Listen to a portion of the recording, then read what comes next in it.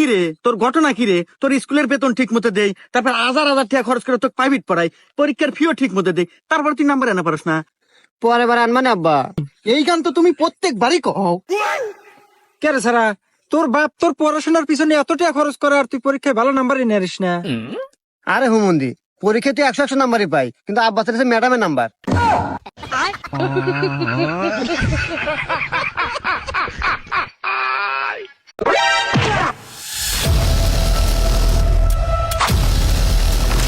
কিরে তুই চিঙ্কু মাসের সাথে দেখা লাগাস? তুই কি এলাকায় নতুন নাকি?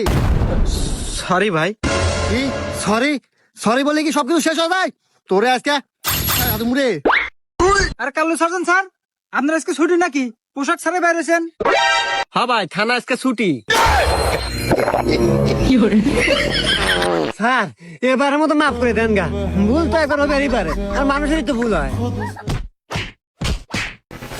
বন্ধু সোহেল, জীবনে যদি সফলতা আনবে চাস, তাহলে খারাপ ছেলে পেলের হাতে মেশা বাদ দেওয়া নাকবো।